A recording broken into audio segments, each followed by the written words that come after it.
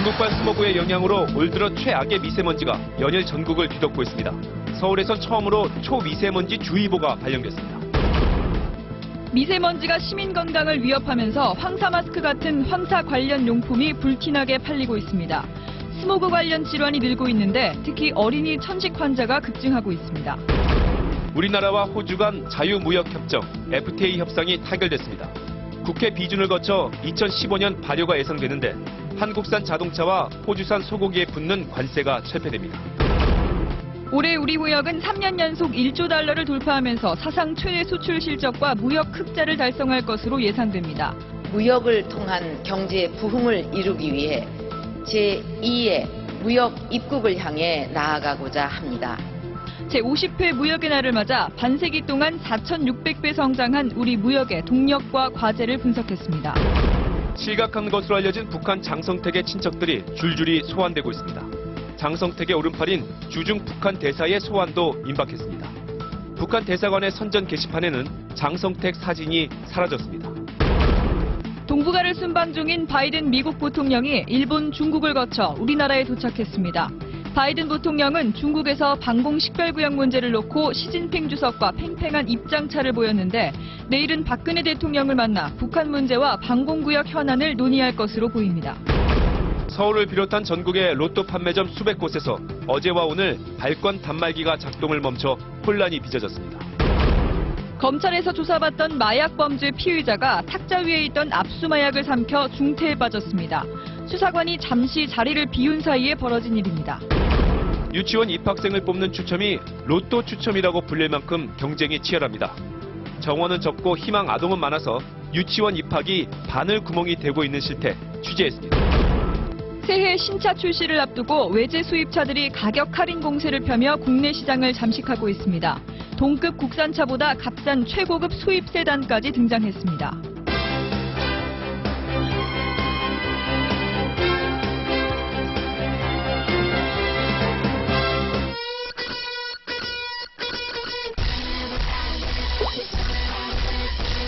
친절한 노트3가 8시를 알려드립니다.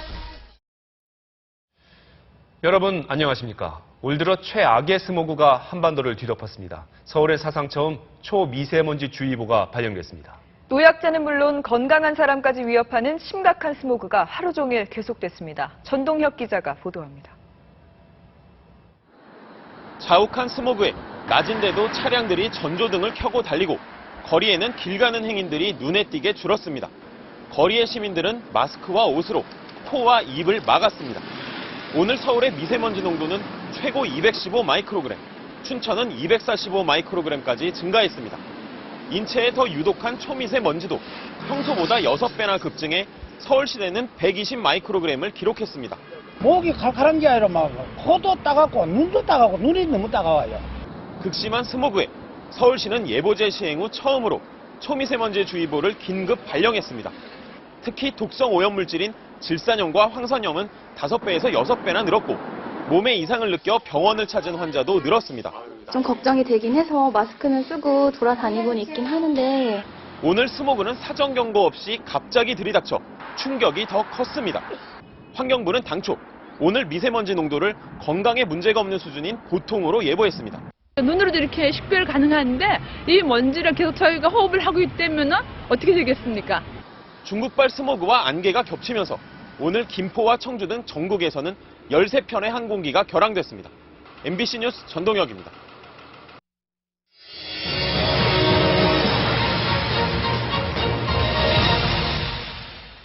이 짙은 스모그는 중국에서 오는 걸로 분석됩니다. 나흘째 계속되고 있는 이 스모그, 왜 이렇게 오래 가는 건지 김정인 기자가 그 이유 설명해 드리겠습니다. 스모그가 삼킨 중국 도시. 건물은 허리가 잘린 채 뿌연 먼지 속에 솟아 있습니다. 사람의 형체도 차량의 전조등도 금세 사라져버립니다. 난징시에선 초미세먼지 농도가 기준치의 최고 20배 가까이 치솟아 올해 최악 수준. 유치원과 학교엔 휴교령이 내려졌습니다. 본격 난방이 시작되면서 쏟아져 나오는 유해 스모그는 거의 매일 중국 상공을 뒤덮고 있습니다. 이 스모그가 중국 남동 해안에 떠리르튼 고기압의 서풍을 타고 나흘째 우리나라로 몰려오고 있습니다. 때마침 한반도 상공에선 기온 역전이 발생해 오염을 가중시키고 있습니다. 평상시에는 지상에서 높아질수록 기온이 낮아 대류 현상이 활발히 이루어졌지만 기온 역전은 지상보다 350m 상공의 기온이 더 따뜻해 공기가 움직이질 못하면서 스모그가 빠져나가지 못하고 꽉 막히게 된 겁니다. 대기 정체로 인하여 대기오염 물질의 확산이 이루어지지 않아 수도권 지역 및 충청, 강원 지역의 미세먼지 농도가 평소보다 2배 내지 4배 정도까지 높아졌습니다. 환경과학원은 내일도 수도권을 중심으로 약간 나쁨 등급을 예보했습니다. MBC 뉴스 김정인입니다. 스모그 때문에 마스크나 세정제 같은 용품들은 판매가 폭발적으로 늘고 있습니다. 하지만 효과를 보려면 잘 따져보고 구입하셔야 합니다. 양효걸 기자입니다. 뿌옇게 변해버린 하늘에 탁한 먼지가 조금이라도 들어갈까 입을 막고 꽁꽁 싸맵니다. 미세먼지와의 사투에 가장 필요한 건 역시 마스크. 마스크를 생산하는 이 공장은 황사철인 3월보다도 20% 가까이 생산량을 늘렸습니다. 평균 50만 개 정도 생산이 되는데요. 지금은 약 한 55만 개에서 60만 개로 생산량이 크게 증가. 황사용 마스크는 지난해보다 5배 이상 매출이 늘었고 과거에는 공사 현장에서만 볼 수 있던 이런 산업용 마스크를 찾는 소비자들도 크게 증가하고 있습니다. 미세먼지에 각종 유해 화학물질이 포함되어 있다는 소식에 코 속에 넣는 필터까지 등장하는가 하면 방한용 아웃도어 용품은 아예 황사를 막는 용도로 바뀌었습니다. 황사에 손 씻기는 기본, 손 세정제는 4배, 손 소독기도 40% 가까이 판매가 늘었고 공기청정기의 세차용품까지 관련 상품도 때 아닌 특수를 맡고 있습니다. 더 심하죠. 더 심하죠. 기존 마스크 갖고는 좀 불안한 감이 들죠. 그러나 마스크의 경우 황사 방지용이라는 문구에 식약처 인증을 받은 제품이 아니면 미세먼지를 거의 걸러낼 수 없고 맞게 샀더라도 얼굴과 마스크를 밀착해 사용하지 않으면 효과를 보기 어렵습니다. MBC 뉴스 양효걸입니다. 네, 가뜩이나 천식 환자가 많은 겨울철인데 이 미세먼지 때문에 상황은 더 악화됐습니다. 특히 면역력이 약한 어린이들이 천식에 취약합니다. 박주린 기자입니다. 호흡기 치료를 받는 6살 아이. 기침이 심해지고 숨소리까지 거칠어져 병원을 찾았더니 천식 진단이 나왔습니다. 숨쉬기를 힘들어하고요. 숨소리가 굉장히 거칠어요. 예, 그때 그냥 일반 감기가 아닌가 보다. 천식 환자는 매년 200만 명 이상 발생하는데 면역력이 약한 10살 미만 아이들이 전체 환자의 3분의 1을 차지하고 있습니다. 특히 환절기인 4월과 차고 건조한 날씨가 이어지는 12월에 환자가 가장 많습니다. 천식을 일으키는 물질은 황사나 꽃가루, 진먼지 진드기 등이 대표적이지만 최근엔 미세먼지로 인한 스모그까지 가세했습니다. 이런 물질이 폐에 침투하면 알레르기 염증 반응으로 기관지가 좁아지면서 기침이 나고 호흡이 거칠어집니다. 이 때문에 겨울철엔 침구류 등을 털고 햇볕에 자주 소독해 먼지와 곰팡이 등을 제거해야 합니다. 미세먼지가 심할 경우 가급적 물걸레를 이용해 청소하는 게 좋습니다. 야외 활동을 피하고 가능하면 마스크를 쓰거나 나갔다 와서 옷을 갈아입는 걸 통해서 예방하는 조치가 필요할 거라고 생각됩니다. 또 물을 자주 마시면 미세먼지 등 유해물질이 가래를 통해 배출될 수 있다고 전문가들은 조언합니다. MBC 뉴스 박주린입니다. 우리나라와 호주 간 자유무역협정 FTA 협상이 사실상 타결됐습니다. 우리 주력 수출품인 자동차, 가전제품 산업 경쟁력은 높아지겠지만 축산농가 피해가 불가피할 것으로 보입니다. 오상현 기자입니다. 정부가 4년에 걸친 호주와의 FTA 협상이 실질적으로 타결됐다고 선언했습니다. 미국과 유럽 연합에 이은 11번째 FTA 타결입니다. 양국 간 교육 저자 확대와 더불어 자원 에너지 분야의 협력을 포함하여 전반적인 관계 강화가 기대됩니다. 국회 비준 동의를 거쳐 2015년 발효가 예상되는 가운데 양국은 협정 발효 후 8년 안에 수출입품에 붙는 관세 90% 이상을 철폐하기로 합의했습니다. 우리 주요 수출품인 가솔린 중형차와 TV, 냉장고 등 가전제품 관세는 즉시 없애기로 했습니다. FTA 협상에서 자동차 관세를 즉시 철폐하기로 한 건 이번이 처음인데 올해 호주에서 2만 대 넘게 팔린 현대차 i30가 당장 혜택을 입습니다. 논란이 됐던 쇠고기 관세는 15년간 단계적으로 없애고 긴급 수입 제한 조치도 발동할 수 있게 해 시장 개방에 따른 충격을 줄였습니다. 하지만 관세가 낮아질수록 이미 수입 쇠고기 점유율 1위를 차지한 호주산의 공세는 더 강화될 것으로 보입니다. 호주와는 지난해 322억 달러 규모 교역에서 우리나라가 100억 달러 이상 적자를 봤는데 이 가운데 5분의 1이 농축산 분야 적자입니다. 호주는 축산국이기 때문에 사양길에 있던 한우 산업이 정말로 갈 길도 잃고 지금으로서는 대책이 없습니다. 득과 실을 함께 가져올 한 호주 FTA, 농축산물 개방 확대에 따른 피해 대책을 어떻게 마련하는지가 협상의 손익분기점을 결정하는 중요한 과제로 남게 됐습니다. MBC 뉴스 오상현입니다.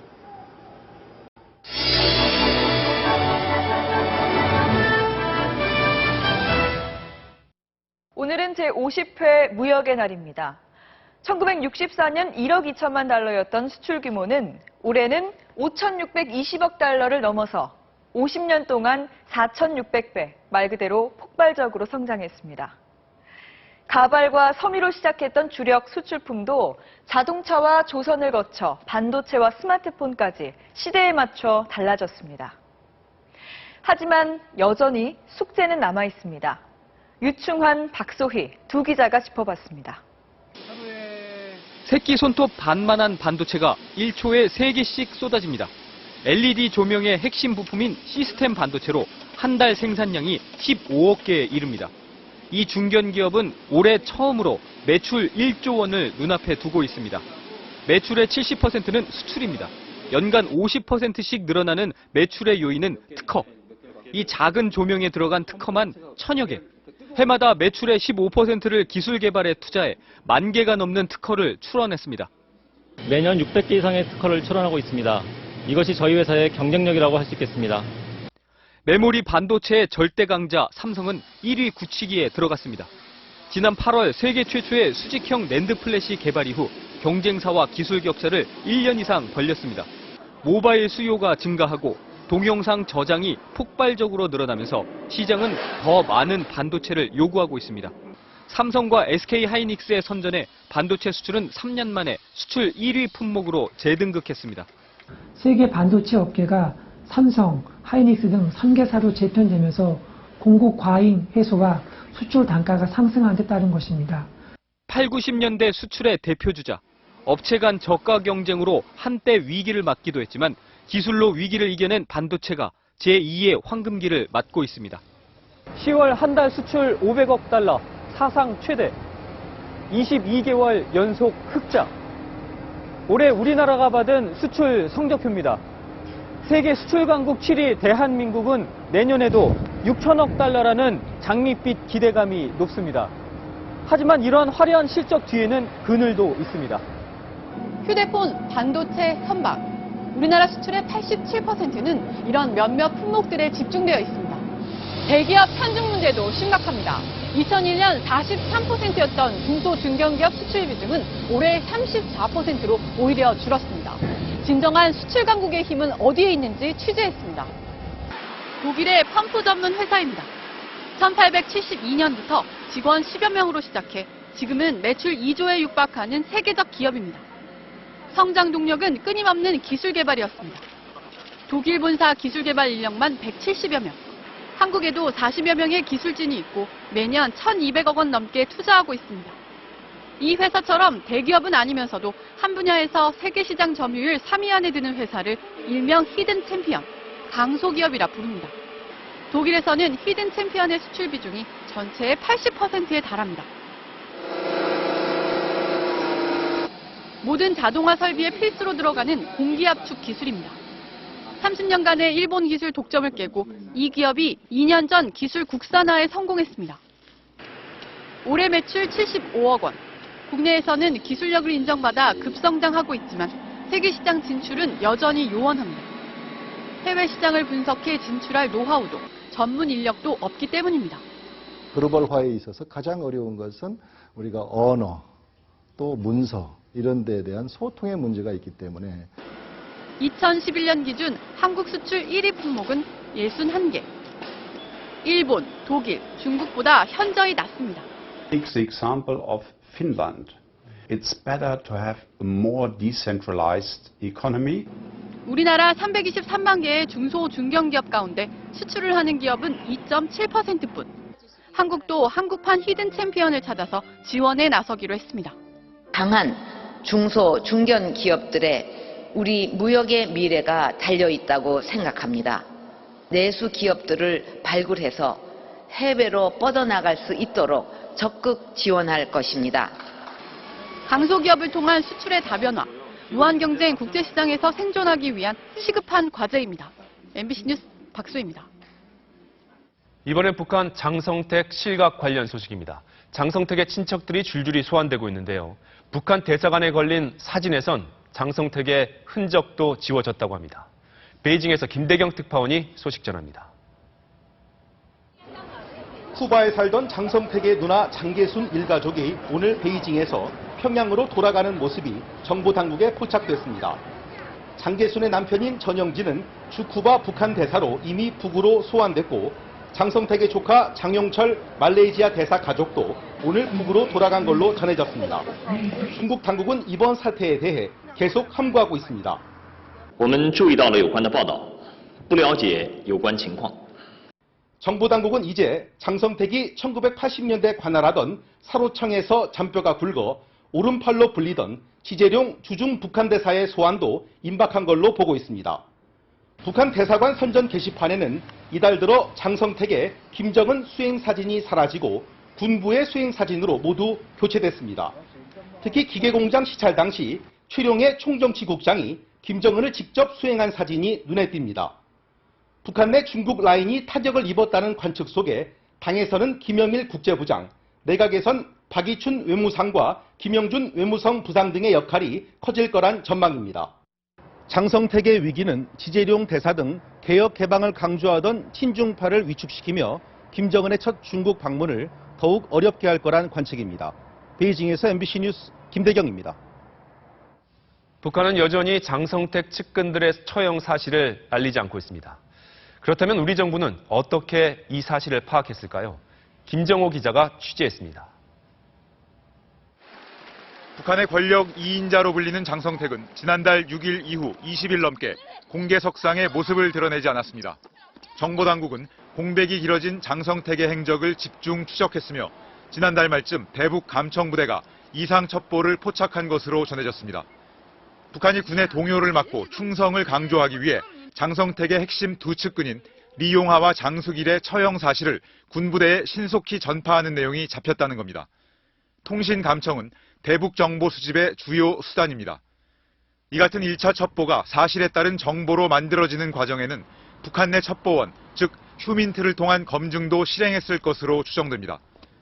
정보 관계자는 북한이 통신으로 거짓 정보를 흘리는 기만 전술을 펼치는 경우가 있어 감청된 첩보는 반드시 추가 검증을 한다고 밝혔습니다.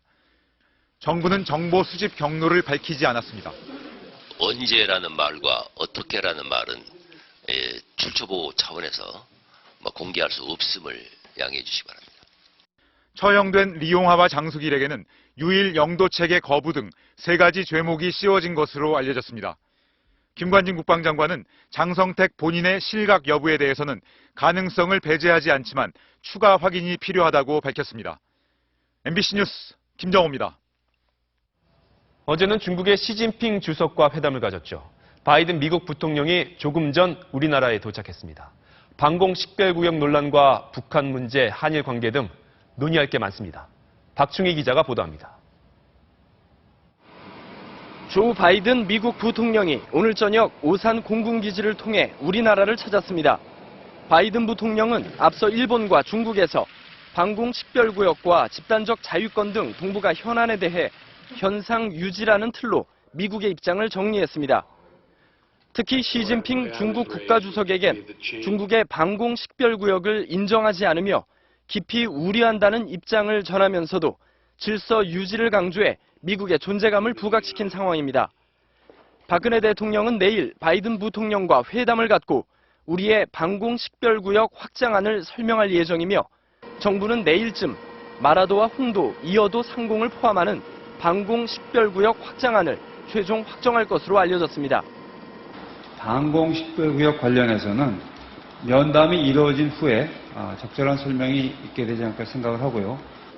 이와 함께 교착 상태에 빠진 북핵 문제와 장성택 실각설에 따른 북한 정세는 물론 일본의 역사인식과 미국이 지지한 일본의 집단 자유권 문제도 한미 간 주요 협의 의제가 될 예정입니다.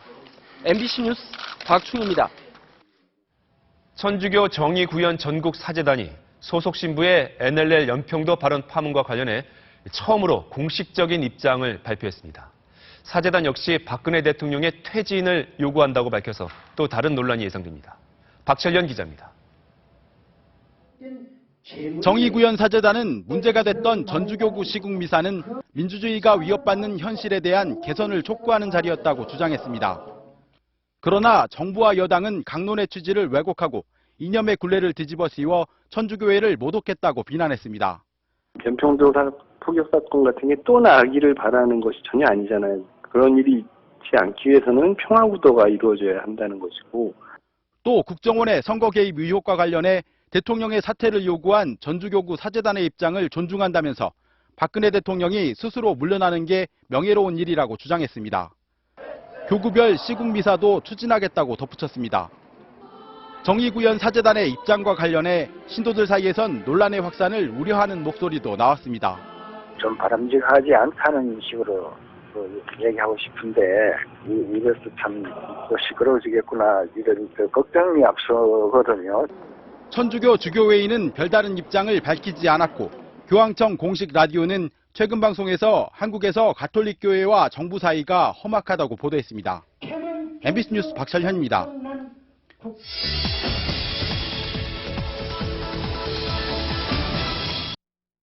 동네 빵집을 돕기 위해서 올 초부터 파리바게뜨나 뚜레쥬르 같은 이 대기업 빵집의 출점이 제한되고 있죠.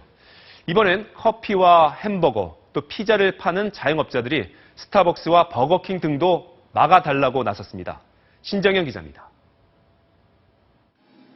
5년 전 대형 프랜차이즈 빵집에 밀려 빵집을 접은 김중구 사장은 석 달 전 다시 동네 빵집을 열었습니다. 좋은 재료를 가지고 만들어서 판매를 하면 승산이 있기 때문에 대기업 빵집의 확장을 막은 지 10개월. 해마다 급감했던 동네 빵집이 늘고 있습니다. 빵집과 마찬가지로 이런 커피와 피자, 햄버거 업종에서도 대기업 확장을 막아달라는 움직임이 시작됐습니다. 자영업자 모임인 한국휴게음식업중앙회가 이달 말 이 3개 업종을 중소기업 적합업종으로 지정해달라고 동반성장위원회에 신청하기로 했습니다. 신청이 받아들여지면 스타벅스 커피빈 같은 커피 전문점과 피자헛, 맥도날드 등 프랜차이즈 업체는 앞으로 3년간 신규 출점이 어려워집니다. 프랜차이즈 점주들은 자신들도 자영업자라며 규제에 반발하고 있습니다. 외국계 기업에 대한 규제로 통상 마찰 가능성이 있다는 우려도 나옵니다. WTO라든가 FTA에 위배될 소지가 크기 때문에 두 분은 중소기업 적합업종으로 지정된 뒤 비싼 국산 콩의 수요가 줄어 콩 재배 농가가 어려움을 겪는 부작용도 나타났습니다. 동반성장위원회는 신청서가 접수되면 서류 검토와 실태조사 등을 거쳐 내년 상반기 중에 결론을 내린다는 입장입니다. MBC 뉴스 신정현입니다. 어제 오늘 로또 사러 갔다가 발권 단말기가 먹통이라서 헛걸음하신 분들 꽤 있으실 텐데요. 왜 이런 일이 생겼던 건지 손병산 기자가 취재했습니다. 서울 강남구의 복권 판매점. 로또 발권 단말기가 어젯밤 9시쯤 작동을 멈춰 오늘 오전까지 계속 먹통입니다. 안 돼요, 지금 로또가. 그 프로그램에 지금 오류가 생겨가지고. 로또 사러 왔다가 빈손으로 돌아가거나 기계가 고쳐지면 대신 사달라며 주인에게 돈을 맡기고 간 손님도 많습니다. 해달라고 돈 맡겨놓은 사람들이 해달라고 이제 다 이런 것들. 서울의 다른 복권 판매점 역시 어젯밤부터 단말기가 멈춰 로또를 팔지 못하고 있습니다. 아이디 입력을 시켜야 되는데 입력을 못 시키게끔 전원이 앉아있지 목통 데서 나왔잖아요. 이런 현상은 전국 6,200억의 로또 단말기 전산 프로그램을 국산으로 일제히 바꾼 이달 초부터 일어났습니다.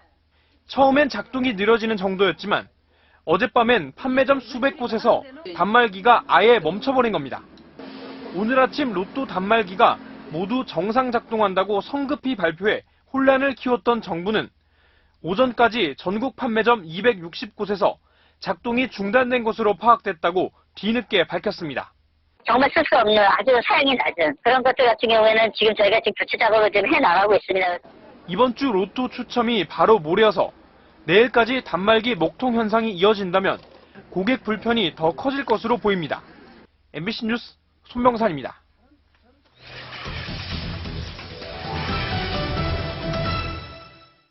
검찰 조사를 받던 마약 범죄 피의자가 수사관이 자리를 비운 사이 압수품인 마약을 통째로 삼켜서 중태에 빠지는 사건이 발생했습니다. 김지만 기자의 단독 보도입니다. 수원지검 성남지청 조사실. 지난 2일 오후 마약 밀반입 혐의로 조사받던 피의자 31살 장모 씨가 갑자기 복통을 호소하며 배를 움켜쥐고 쓰러졌습니다. 담당 수사관이 잠시 자리를 비운 사이 탁자 위에 놓여있던 압수품 신종마약 펜플루라민 19g을 통째로 삼킨 겁니다.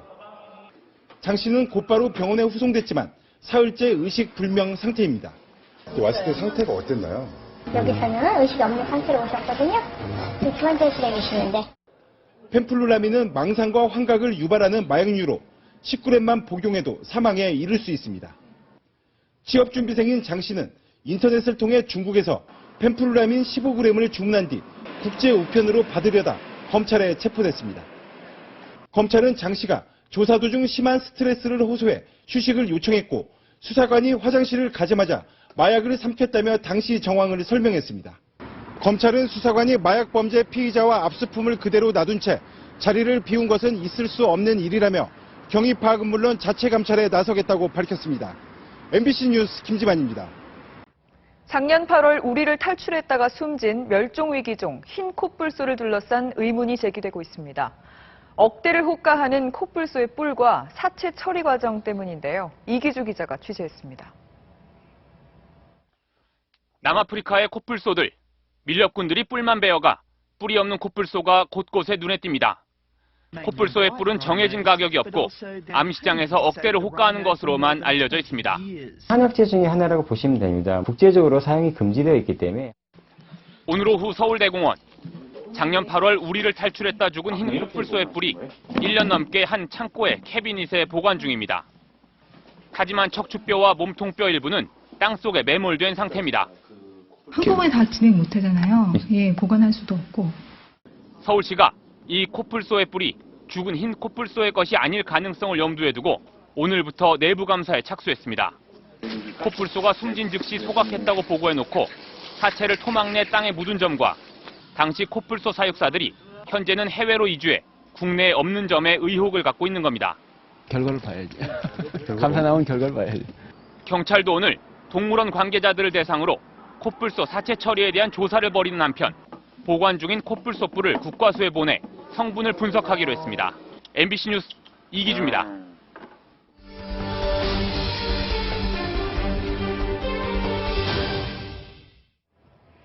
요즘 유치원 입학 추첨이 한창 진행되고 있는데요.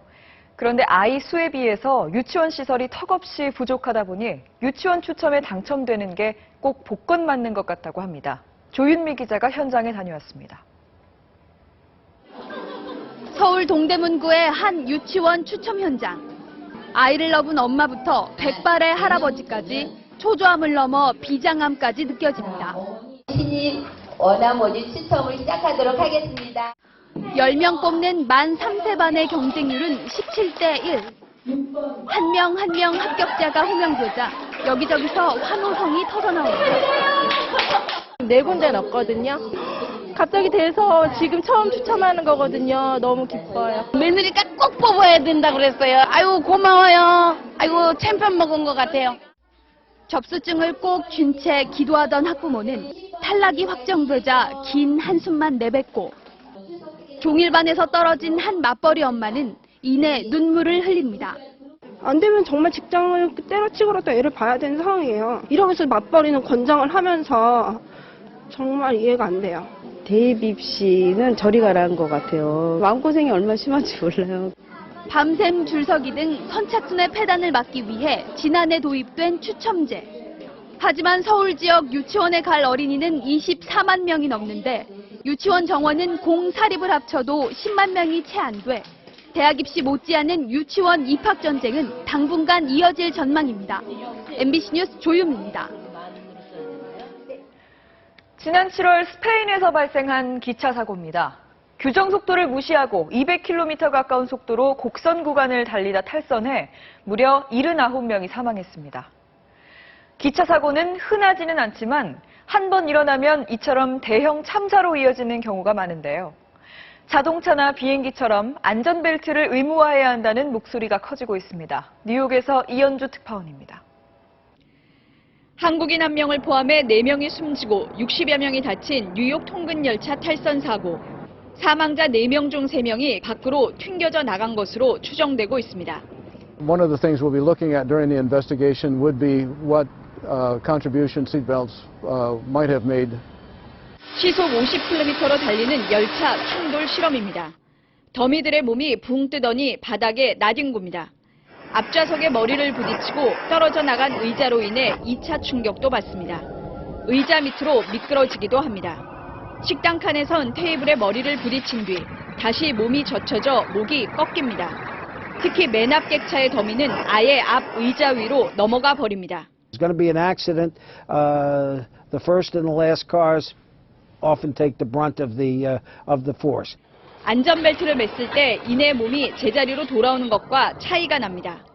또 공간이 좁은 자동차에 비해 기차에선 몸이 튕겨져 나가는 정도가 확연히 큽니다. 하지만 철도업계는 자동차나 항공기와 달리 기차의 경우 좌석 벨트와 안전의 연관성이 분명치 않다며 부정적 입장을 보이고 있어 논란이 일 것으로 보입니다. 뉴욕에서 MBC 뉴스 이현주입니다.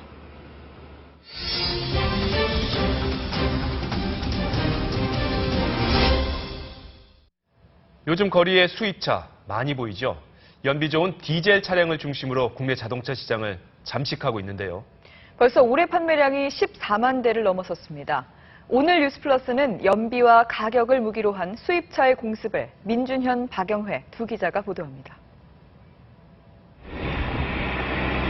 가파른 언덕길을 오르고 비포장 도로를 거침없이 달리고 강한 힘과 높은 연비를 자랑하는 디젤 엔진.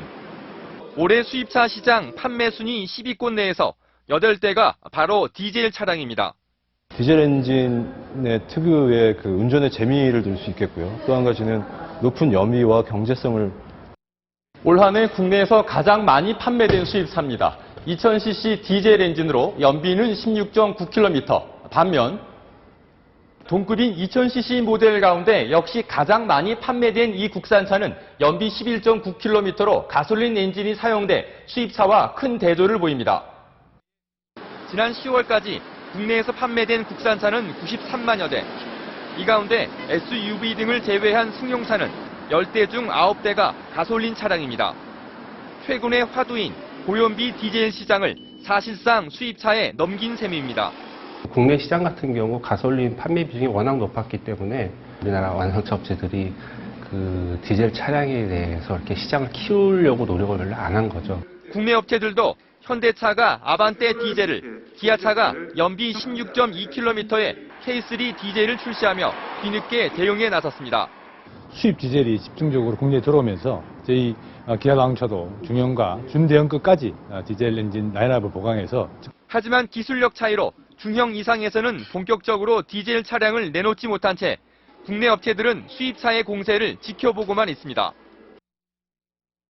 수입차를 사는 이유는 안전과 성능 때문이었죠. 값이 좀 비싸도 디젤의 뛰어난 연비를 감안하면 살만하다는 게 수입차 구매자들의 평가였는데요. 그런데 이 비싼 가격도 옛말이 되어가고 있습니다. 최근 몇 년 새 국산차와 가격차를 크게 줄인 한 일본차 매장. 차가 괜찮은 것 같아가지고 그래서 지금 한번 보러 왔어요. 지금은 그 현대차는 가격 부담이 괜찮으신 것 같으세요? 예, 차 괜찮은 것 같은데. 여기에 할인까지 들어가면 비싼 가격이란 부담은 크게 줄어듭니다. 도요타 캠리는 300만 원을 할인했던 5월과 6월 두 달에만 1,300대 가까이 팔렸습니다. 차량이 더 좋아졌음에도 불구하고 차량 가격은 오히려 더 다운이 됐습니다. 프로모션을 공격적으로 하면서 한국의 도요타가 생긴 이래로 가장 많은 판매량을 기록했었습니다. 연식이 바뀌는 새해를 앞두고 업체들마다 연말 할인도 한창입니다. 최대 700만 원까지 차값을 깎아주면서 동급 국산차보다 훨씬 싼 최고급 수입 세단도 등장했습니다. 아직 가격 차이가 많이 나는 유럽차들은 젊은 층을 겨냥해 상대적으로 저렴한 소형차들을 속속 국내에 내놓고 있습니다. 부유층 고가차에 국한된 수입차가 최근 들어서 젊은 층 그리고 2000cc 이하의 소형차와 가격 경쟁이 되는 중저가 차량으로 확대되고 있는. 탁월한 연비에 가격까지 국산차와의 격차를 없애면서 올해 수입차 판매량은 역대 최대인 15만 대 수준을 기록할 것으로 전망됩니다. MBC 뉴스 박영혜입니다. K-팝의 또 한 번 반가운 소식입니다. 이번에 미국 시사주간지 타임이 싸이와 소녀시대의 노래를 각각 올해의 뮤직비디오 또 올해의 노래 중 하나로 선정했습니다. 김지영 기자가 보도합니다.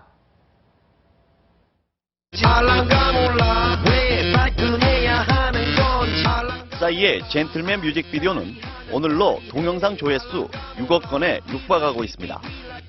미국 잡지인 타임지는 젠틀맨 뮤직비디오를 올해의 바이럴 영상으로 선정했습니다. 올해의 바이럴 영상은 팬들의 입소문을 타고 인기를 끈 뮤직비디오를 대상으로 선정합니다. 지난달 유튜브 뮤직 어워드에서 올해 최고의 뮤직비디오로 선정됐던 소녀시대의 I Got a Boy는 올해의 노래 부문에서도 5위에 올랐습니다. 타임지는 소녀시대를 효과적인 후크송 기계라고 표현하면서 이렇게 반복적인 후렴구를 강조하는 노래 흐름이 아시아의 유행이 됐다고 설명했습니다. 좀 더 트렌드하고 좀 더 새로운 모습, 그게 바탕이 돼서 큰 음악 시장인 미국에서도 주목을 해준 것 같고. 소녀시대의 경우 특히 미국 현지 활동 없이 유튜브 등 SNS 공간에서의 인기만으로 일군 성과여서 더 주목받고 있습니다. MBC 뉴스 김재용입니다. 한국인 밥상에 빠질 수 없는 음식, 이 김치죠. 겨우내 먹기 위해서 초겨울에 김치를 담가 이 장독에 꽉꽉 채워넣는 이 김장 문화가 오늘 유네스코가 지정하는 인류 무형유산에 등재됐습니다. 과연 김장의 어떤 가치가 세계인이 공유해야 할 유산으로 인정받은 걸까요? 오유림 기자가 보도합니다. 전북 완주군의 한 시골 마을. 이른 아침부터 동네 아낙들이 하나둘 김치 재료를 들고 공동 작업장으로 모입니다. 오늘은 이장댁 김치 담그는 날입니다. 맛있는 거 먹어봐. 맛있어. 40대부터 80대까지 둘러앉아서 김치 속을 양념으로 꽉 채우고 이웃 간의 수다로 맛을 더합니다. 단 200포기씩 담아서 아들, 며느리, 딸 다. 우리 동네 김치가 최고 맛있어.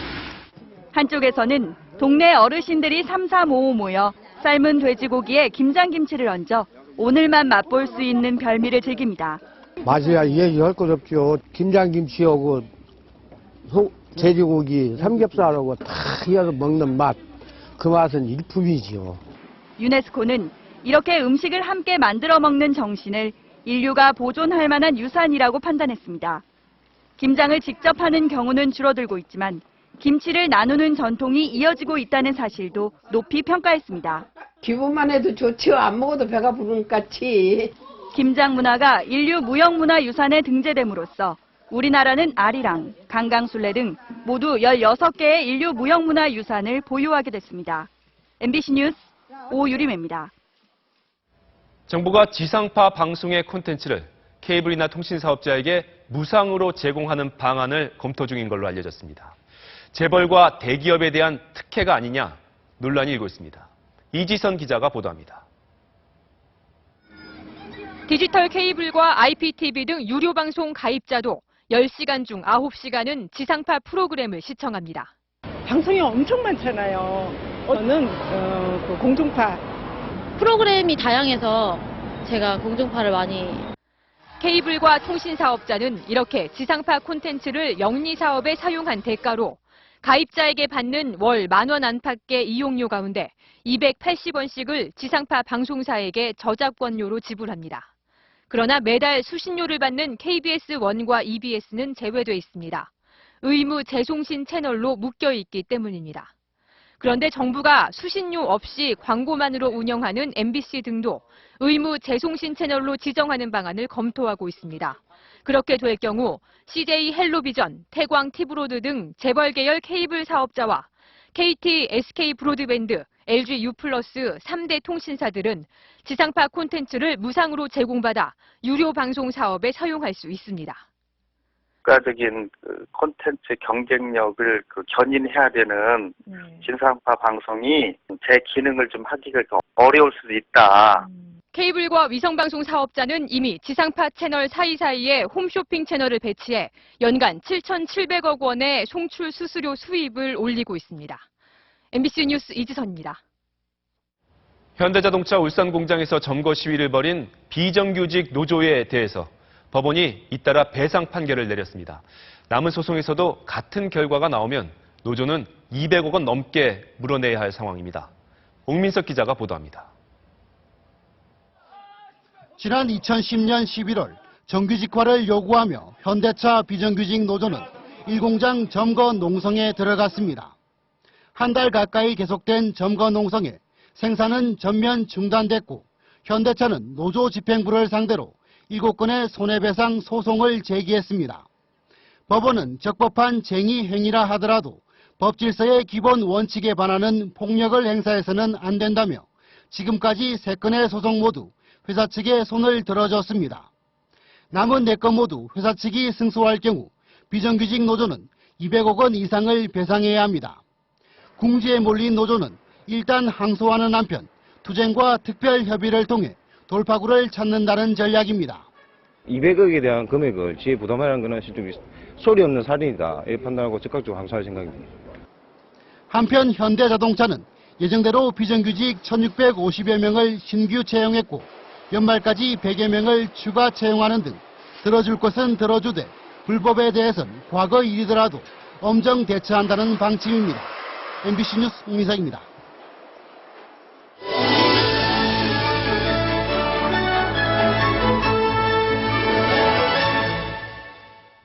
어린아이들 데리고 기차 여행하기 쉽지가 않죠. 우는 아이들, 젖먹이를 위한 유아 동반 시설이 설치돼 있지만 실제 별 도움이 안 되는 경우가 많다고 합니다. 배려하는 사회, 이동경 기자입니다. KTX에 설치된 기저귀 교환실. 말 그대로 아이들 기저귀를 가는 공간으로 마련됐지만 중년의 입석 승객이 자리를 차지해버렸습니다. 아주머니들 오면 저려서 아니면 안 되는 저려. 오면 뺏겨지는 데요. 마치 짐칸처럼 짐을 넣어두기도 합니다.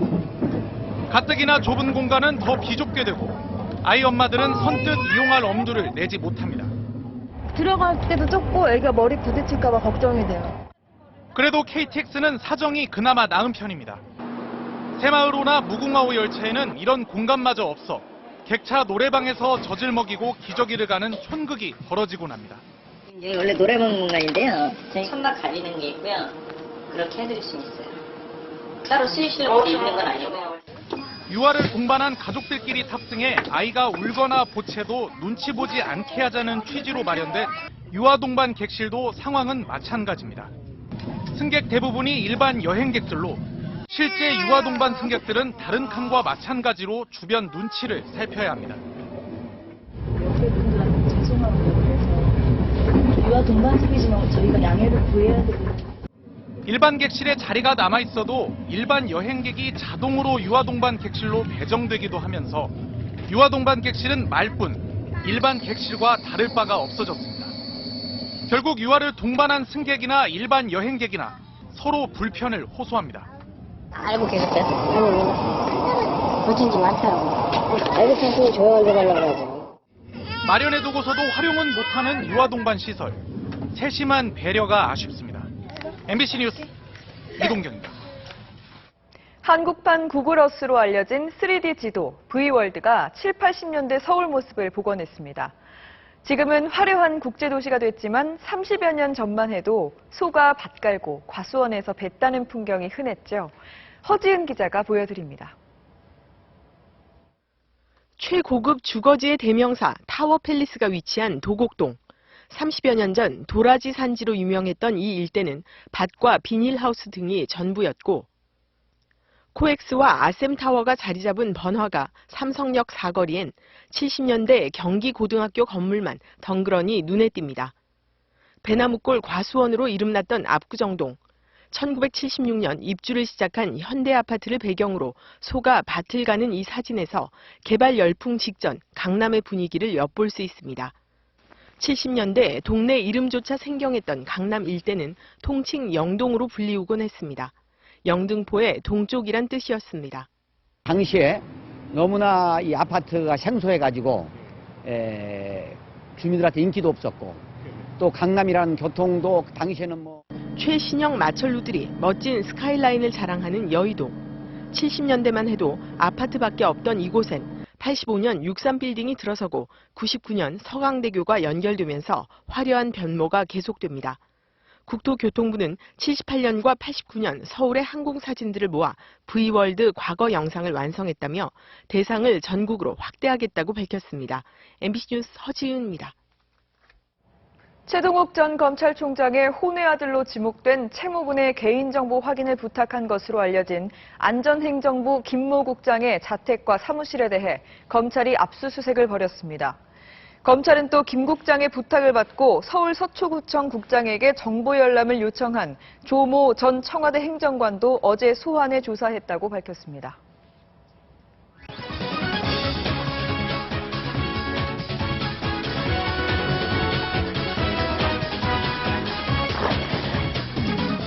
안녕하십니까. 스포츠 뉴스입니다. 피겨 여왕 김연아 선수가 소치올림픽에서 펼쳐 보일 프로그램을 공개했습니다. 교과서적인 점프는 깔끔했고 감정 연기는 더욱더 깊어졌습니다. 자그레브에서 정규묵 기자가 전합니다. 세계 선수권 이후 8개월여 만에 선보이는 공식 프로그램. 김연아는 쇼트 프로그램 새 음악 어릿광대를 보내주어에 맞춰 엇갈린 사랑에 대한 애절함과 그리움을 담았습니다. 올림픽 2연패의 승부수가 될 점프 과제들도 깔끔하게 소화하며 발부상 후유증에 대한 우려를 털어냈습니다. 빙상장이 작아 3회전 연속 점프에 어려움을 겪었지만 집중적으로 점프 준비 간격과 스텝을 조절하며 적응에 애를 썼습니다. 링크장이 좀 작아서 뒤 점프 뛰기 너무 가까워서 제가 아예 시도를 안 했거든요. 그래서 좀 벽에서 좀 떨어지게 뛰려고 하다 보니까. 김연아는 조금 전 끝난 프리스케이팅 연습에서도 아디오스 노니노의 탱고 리듬의 다양한 감정 표현으로 색다른 매력을 발산했습니다.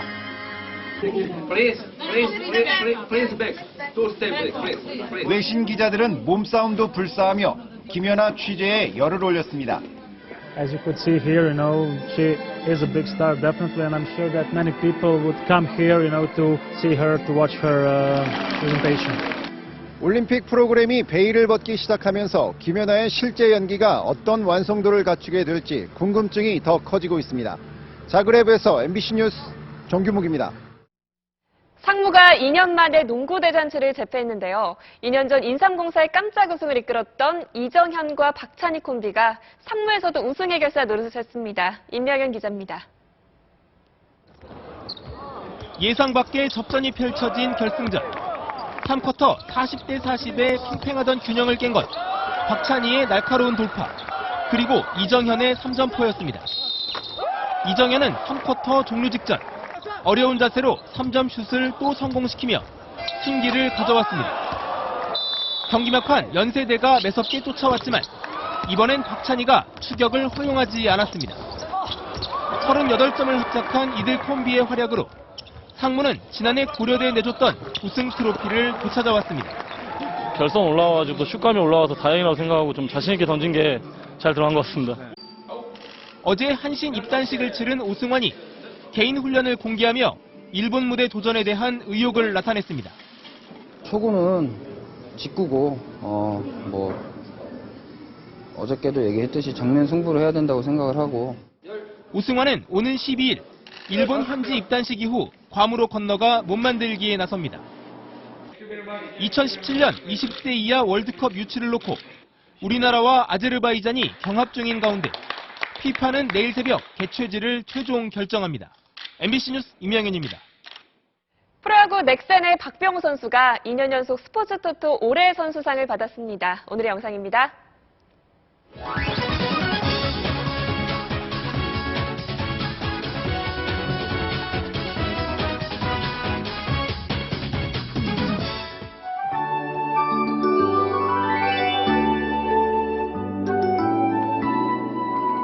나흘째 뿌연 스모그가 전국을 뒤덮고 있습니다. 서울에서는 사상 처음으로 초미세먼지 주의보도 발령됐고요. 전국 많은 지역에서 미세먼지 농도가 약간 나쁨 이상 등급을 보였습니다. 춘천이 한때 245 마이크로그램까지 치솟아 어제보다도 짙었고 서울 196, 전주 180, 대구도 147 마이크로그램까지 올랐습니다. 내일도 수도권을 중심으로 미세먼지 농도가 다소 짙게 나타날 수 있겠습니다. 오염물질이 쌓여 있는 데다가 일부 지역에는 안개도 남아있을 걸로 예상되기 때문인데요. 오랜 시간 바깥 활동을 하는 건 자제하시는 게 좋겠습니다. 또 큰 추위는 아니지만 아침에는 영하로 기온이 내려가 약간 쌀쌀해지겠습니다. 지금도 전국 곳곳에서 먼지와 안개가 섞인 연무가 껴 있습니다. 밤새 북서계열의 바람이 불어오면서 내일은 오늘보다는 안개가 옅어질 걸로 보입니다. 하늘에 끼어있는 구름도 차츰 걷히겠습니다. 아침 기온은 오늘보다 최고 5도가 내려가서 대부분 영하권이 예상되는데요. 서울 영하 1도, 철원 영하 5도, 청주 영하 2도 예상되고요. 남부지방도 전주 영하 1도, 광주 0도까지 내려가겠습니다. 낮 기온도 오늘보다는 조금 내려가겠습니다. 물결은 모든 바다에서 비교적 낮게 일겠습니다. 이번 주말에는 낮 기온이 10도 안팎까지 오르면서 비교적 포근하겠습니다. 이어서 세계 날씨입니다.